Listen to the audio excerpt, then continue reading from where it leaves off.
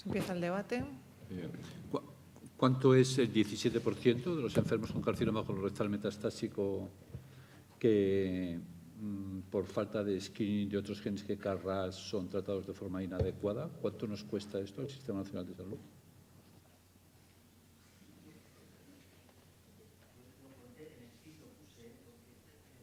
Hice el cálculo, eran bastantes millones de euros, pero ahora no lo tengo on the top of my mind. La pregunta es, ¿cuál es la ratio entre el dinero que gastamos por diagnóstico molecular inadecuado y lo que nos costaría ese diagnóstico molecular? Seguramente es una ratio bastante ventajosa y favorable a favor de hacer el diagnóstico. La magnitud del fenómeno ahora yo no lo sabría calcular. Otra pregunta es, ¿cómo es la situación española? Y pues vosotros describís centros de referencia que hacen un trabajo bastante apañado en general, ¿no? Pero no sé si tenéis esos datos o si no tenéis los datos, una estimación de ellos. ¿Cómo es la situación en España?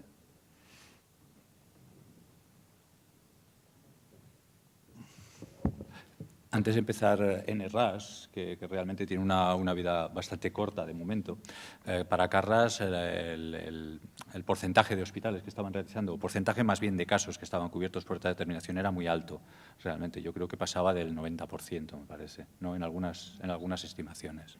En ERRAS ahora es el problema, pues porque realmente hay pocos hospitales ahora mismo que tengan montada la técnica para la realización de las dos mutaciones de los 6 exones, ¿no? Ahora sí que necesita la muestra viajar, pero hay muchos centros que ya estaban trabajando con CARRAS.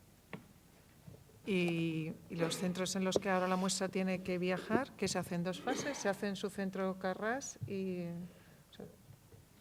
A nosotros, por ejemplo, ahora los casos que nos están llegando de fuera nos vienen para hacer las dos determinaciones, tanto CARRAS como NRAS. Pero sí que es verdad que hay centros que realizan primero CARRAS y solo envían los casos que no tienen mutaciones en exón 2.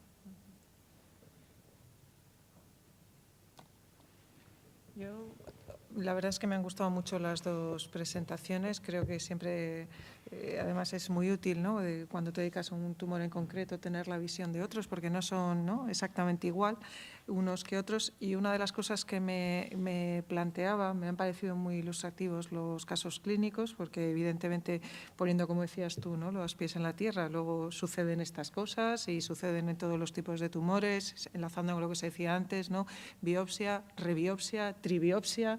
No des nada por sentado, ¿no? Entonces, en ese sentido, me parece muy importante que los patólogos estén plenamente integrados en los comités en los que se toman decisiones, ¿no?, los radiólogos. Y la pregunta iba en el sentido de, ¿esto ya está automatizado? O sea, yo recuerdo hace muchísimos años, antes de que llegara el ER2, que, bueno, cuándo hay que hacerlo, tal, cuando lo pida el oncólogo, esto lo hemos vivido en pulmón, ¿no?, que si primero tú lo diagnosticas y luego ya el oncólogo te dice cuándo tienes que hacer EGFR, no cuándo tienes que hacer, cuándo es imprescindible, solo en fumadores, ¿no? Ahora mismo esta situación, ¿cómo está en colon? Tú ves 2 tumores, tú automáticamente decides que tienes que hacer la determinación en los 2 o en una metástasis. ¿Cuánto hay ahí de trabajo ya hecho? ¿Cuánto no? Sobre todo pensando no en tu propio centro, que eso es mucho más sencillo, ¿no?, sino en muestras que viajan, en que si estamos pensando en que vamos a organizar una plataforma en la que determinados centros optarán por viajar las muestras, todas estas cosas también son muy importantes, ¿no?, porque son todavía mucho más complejas que lo que habíamos dibujado, ¿no? Sí, yo creo que ese es uno de los grandes problemas o de los grandes retos, ¿no?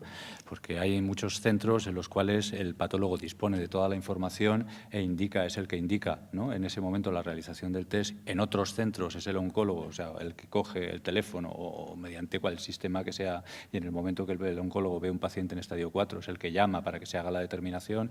Hay centros incluso en los que el informe del radiólogo, del endoscopista, pues te puede venir que es un paciente metastásico. Yo creo que la variabilidad es tremenda, ¿no?, que también nos está ocurriendo en el caso del pulmón, ¿no? Entonces, yo creo que es uno de los grandes retos precisamente el unificar esto, ¿no?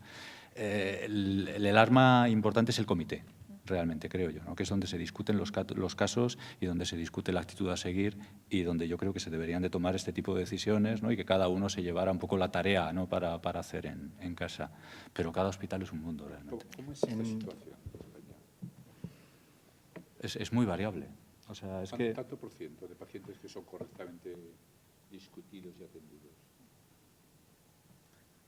No lo sé, no lo sé.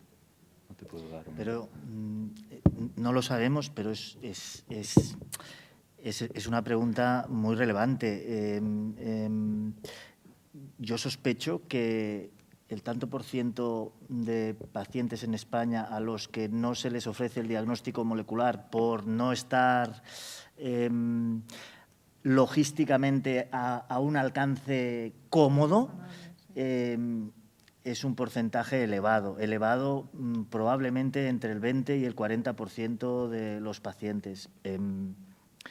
No hay estadísticas, pero uno intuye que el porcentaje es como mínimo suficientemente relevante como para planteárselo a nivel colectivo y como para hacer reuniones como la de hoy y difusión y divulgación y ponérselo muy fácil a los oncólogos que no tienen la gran suerte que tenemos algunos de trabajar en centros con tecnología punta y diagnóstico molecular de última generación. Yo creo que es una obligación que tenemos pendiente. Sí, yo creo que ese problema, yo los datos que he dado cuando he hablado del 90%, yo sé que se hicieron unas encuestas para ver el número de determinaciones que se realizaban más o menos y el porcentaje en Carràs era muy alto. Entonces, lo que pasa es que, claro, la fiabilidad de esas encuestas yo no sé hasta qué punto se habían hecho únicamente en hospitales de tercer orden. Yo ahora hablaba del panel ampliado. Carràs está ya muy maduro. Carràs yo creo que la penetración es más del 90%. No, del panel ampliado, que es una cosa que salió hace meses, yo creo que estaremos al 50%, pero bueno, son en cualquier caso estimaciones aventuradas. De todas formas, yo, volviendo un poco a la pregunta anterior, ahí sí que tengo opinión. Yo creo que es el oncólogo el que ha de pedir el diagnóstico molecular, porque habrá pacientes que, aunque tengan estadio 4, no tendrán una situación clínica y no estarán en disposición de recibir ningún tratamiento. A esos no hace falta hacerles el diagnóstico molecular. Es que, claro, hay centros, por ejemplo, que los hacen de entrada incluso, ¿no? Incluso en pacientes en estadio 1 ya lo tienen. Yo no estoy de acuerdo que asistencialmente eso tenga ningún interés. No tiene sentido.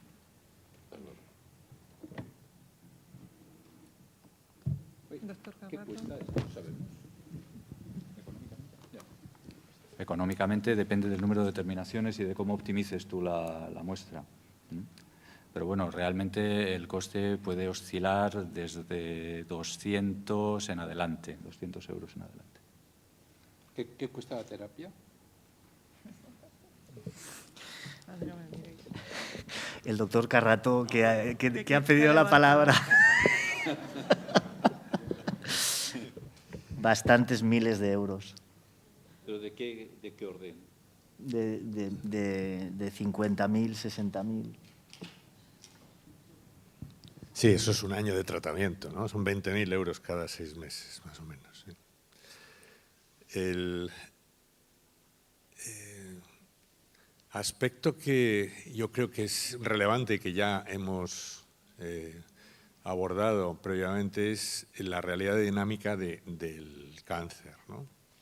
Y bueno, pues aquellos que eran wild type, que luego pueden mutar y que cambian y que exigen pues muchas veces una biopsia para poder volver a hacer un tratamiento adecuado conforme a lo que está establecido molecularmente. Y creo que no lo estamos haciendo bien. Y me refiero a ensayos clínicos recientemente publicados, como pueden ser aquellos que empiezan con un antiangiogénico y continúan con un anti-EGFR a la progresión, o empiezan con un anti-EGFR y a la progresión hacen el cruce a un antiangiogénico, cambiando el doblete de quimioterapia.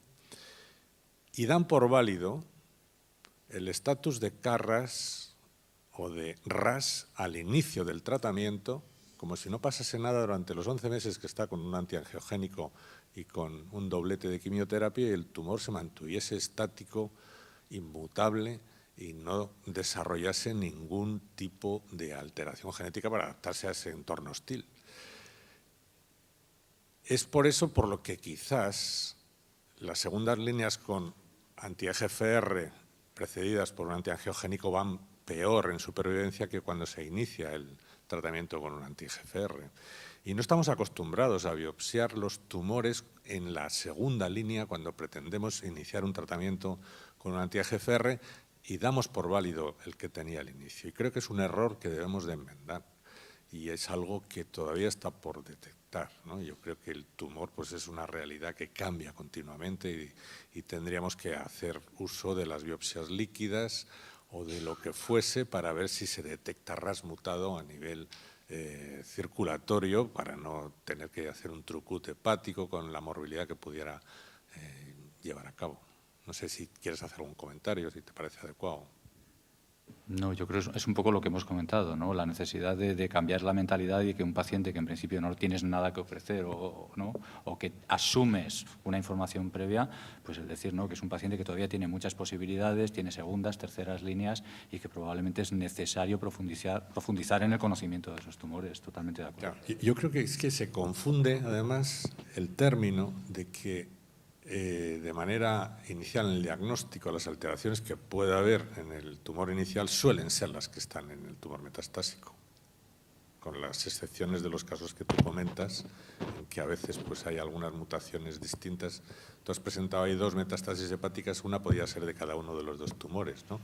Y no sabíamos, habría que pinchar las 2. Pero bueno, que ese aspecto, ¿no?, es relevante. Yo creo que deberíamos de estar con los pies en el suelo y atentos para hacer el mejor tratamiento posible, ya que estamos intentando personalizarlo con la realidad de cada uno de los momentos. Si me permitís, yo quiero profundizar en ese comentario y en el diagnóstico de mutaciones circulantes en DNA libre circulante tumoral, quizás también en células circulantes, pero ahora la tecnología que está validada es DNA tumoral libre circulante. Eso tecnológicamente ya está a disposición y creo que ahora faltaría un poquito de creatividad entre los clínicos para demostrar que realmente es informativo. Y yo estoy muy de acuerdo contigo que una posible hipótesis de por qué funcionan mejor los anti-EGFRs en primera línea que en segunda línea después de anti-VEGF es porque a lo mejor ha cambiado, porque el perfil mutacional es dinámico.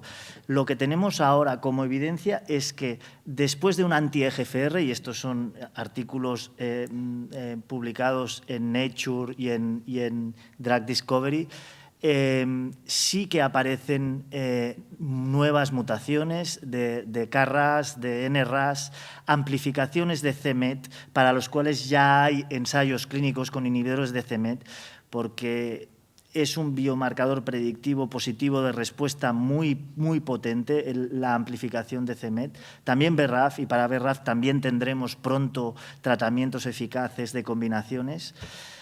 Y incluso HER2 en colon de entrada está muy pocas veces ampliado, que lo está en un 2 o 3%, y tenemos pendiente los resultados del estudio Hércules con Herceptina en estos tipos.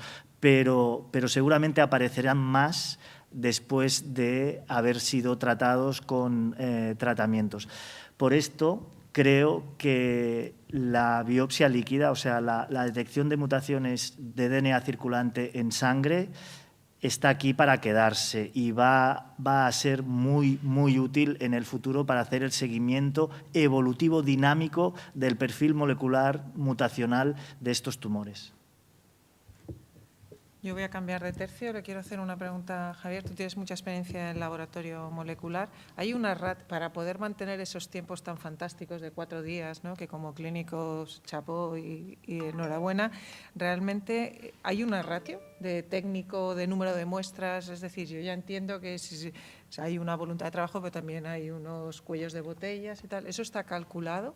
¿Cuál es el personal necesario en función de un número de muestras o en función del tipo de técnicas? Porque claro, yo creo que será otra cosa, ¿no? Que habrá que plantearse si planteamos una estrategia en la que determinados centros asuman un determinado volumen, cuál es el personal necesario para confirmar si eso es verdad, que es factible, ¿no? Yo no te sé decir un número exacto, ¿no? Lo que sí es cierto es que, como habéis comentado con los centros de referencia, evidentemente si un centro solo hace mención o solo hace las determinaciones internas y les vamos a pedir que asuman unas determinaciones externas, lógicamente el volumen aumenta, con lo cual las necesidades de personal también deben de aumentar. Yo realmente lo que es importante creo que es la gestión del laboratorio, ¿no? Y tener una buena gestión y, por supuesto, el personal que bueno, están ahí además y les doy las gracias porque realmente es el personal técnico el que hace todo este trabajo, ¿no? Entonces, que haya un buen flujo de trabajo, que no haya cuello de botellas, como comentas tú, que todas las biopsias se microdisequen siempre que se pueda porque te aumenta, o sea, te disminuye el porcentaje de extracciones de ADN que no son válidas, los resultados que te dan unos bajos picos de mutación, como un 6%, un 7% de significación incierta, que no sabes muy bien cómo asumirlos, también disminuye con un buen trabajo preanalítico, con lo cual yo, de acuerdo contigo, que el trabajo de los técnicos es fundamental en este aspecto. Pero no hay una ratio. Que yo lo sepa, ahora mismo, no lo sé. Sí, un comentario sobre la biopsia líquida, pues es un comentario que el tema de la biopsia líquida ha ido emergiendo a lo largo del día. Probablemente los datos ajustarán nuestras expectativas a la realidad y tenemos que esperar que así sea, ¿no? Entonces, la biopsia líquida nos plantea 2 tipos de problemas. Uno son problemas de reproducibilidad y consistencia de resultados y otro es, ok, tenemos una técnica reproducible y sólida. Segundo es la aplicabilidad clínica. Todavía no existe ninguna demostración de que clínicamente sea útil para nada, ¿eh? Y yo espero que lo será, pero tendremos que ajustar sus indicaciones a los datos que vayamos obteniendo, ¿no? Así que, sin duda, hay que trabajar con la biopsia líquida para nos permitir manejar pacientes, pero también tenemos que esperar que los datos de biopsia líquida, esto es algo que los hematólogos ya han observado, es decir, los hematólogos, todos sus tumores son líquidos, casi por definición. Ya han visto que efectivamente hay reservorios sólidos de los tumores líquidos y esos reservorios sólidos de los tumores líquidos pueden ser molecularmente distintos, ¿eh? Bueno, tenemos que aprender de estos experimentos. Sí, estoy de acuerdo que en cáncer de colon falta un estudio que seguramente ya está hecho y se va a publicar pronto en el que se valide la correlación del perfil de mutaciones que se encuentran en el DNA tumoral circulante con el del tumor. Eso todavía no existe, pero yo creo que va a salir. De todas formas, estoy de acuerdo que bueno, uno por intuición puede pensar de manera sensata que tendrá más información de una biopsia que no de lo que puedas pescar circulante en sangre. Pero para el manejo evolutivo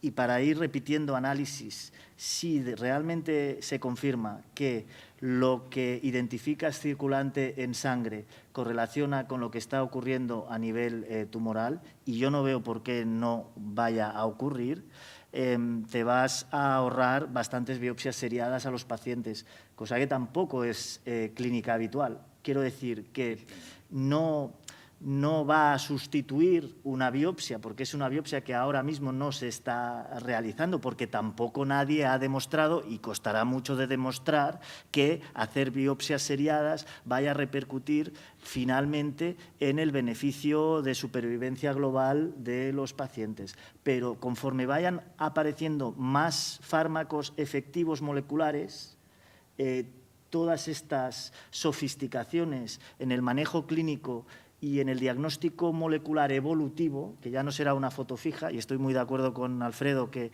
al final tener el primitivo de hace 5, 6 o 10 años pues es una información muy parcial, va a aportar información que podremos utilizar, por ejemplo, pues cuando se validen inhibidores de c-Met o combinaciones contra BRAF o combinaciones de tratamientos contra mutaciones de KRAS, porque aquí el KRAS es factor predictivo negativo, pero yo espero, y de hecho hay muchos estudios clínicos ahora en fase 2 y alguno ya llegando a la fase 3, que pronto tendremos alguna combinación molecular contra mutaciones de RAS. Con lo cual, yo no le doy mucho tiempo a la instauración de esta nueva medicina molecular en cáncer. Yo creo que estamos a punto.